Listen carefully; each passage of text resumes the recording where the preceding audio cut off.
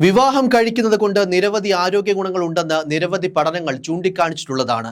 എന്നാൽ വിവാഹിതരിൽ ഡിമെൻഷ്യ അഥവാ കടുത്ത ഓർമ്മക്കുറവുണ്ടാകാനുള്ള സാധ്യത കൂടുതലാണെന്ന് കണ്ടെത്തിയിരിക്കുകയാണ് അമേരിക്കയിലെ ഫ്ലോറിഡ സ്റ്റേറ്റ് സർവകലാശാല ഗവേഷകർ. വിവാഹിതർക്ക് മെച്ചപ്പെട്ട ആരോഗ്യമുണ്ടെന്നാണ് പൊതുവെ കരുതപ്പെടുന്നത്. ഇവർക്ക് ഹൃദ്രോഗവും പക്ഷാഘാതവും ഉണ്ടാകാനുള്ള സാധ്യത കുറവാണെന്നും അവർ കൂടുതൽ കാലം ജീവിക്കുമെന്നും പഠനങ്ങൾ തെളിയിച്ചിട്ടുണ്ട്. എന്നാൽ പുതിയ പഠനത്തിൽ വിവാഹിതരിൽ ഓർമ്മശക്തി കുറയാനുള്ള സാധ്യത അവിവാഹിതരെ അപേക്ഷിച്ച് കൂടുതലാണെന്ന് ഗവേഷകർ പറയുന്നു. ഡിമെൻഷ്യ ഇല്ലാത്ത അമേരിക്കയിൽ നിന്നുള്ള 24,000-ലധികം ആളുകളുടെ ഡേറ്റ വിശകലനം ചെയ്തുകൊണ്ടായിരുന്നു പഠനം. 18 വർഷം വരെ ഈ നിരീക്ഷണം തുടർന്നു. ഈ പഠനത്തിൽ പങ്കെടുത്ത 64% ആളുകളും വിവാഹിതരായിരുന്നു. വിവാഹിതർ, വിവാഹമോചിതർ, വിധവകൾ, അവിവാഹിതർ എന്നിങ്ങനെ 4 വിഭാഗമായി തിരിച്ചുകൊണ്ട് ഡിമെൻഷ്യ നിരക്കുകൾ ഗവേഷകർ താരതമ്യം ചെയ്തു. മറ്റുള്ളവരെ അപേക്ഷിച്ച് വിവാഹിതർക്ക് ഡിമെൻഷ്യ ഉണ്ടാവാനുള്ള സാധ്യത കൂടുതലാണെന്ന് കണ്ടെത്തി. ഡിമെൻഷ്യയുടെ തരം അനുസരിച്ച് വ്യത്യാസങ്ങളും കണ്ടുപിടിച്ചു.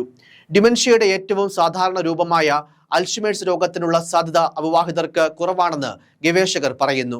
വിവാഹമോചിതരോ അവിവാഹിതർക്കോ നേരിയ വൈജ്ഞാനിക വൈകല്യത്തിൽ നിന്ന് ഡിമെൻഷ്യയിലേക്ക് പുരോഗമിക്കാനുള്ള സാധ്യത കുറവാണെന്നും പഠനത്തിനിടെ വിധവകളായ ആളുകൾക്ക് ഡിമെൻഷ്യ വരാനുള്ള സാധ്യത കുറവാണെന്നും ഗവേഷകർ കണ്ടെത്തി.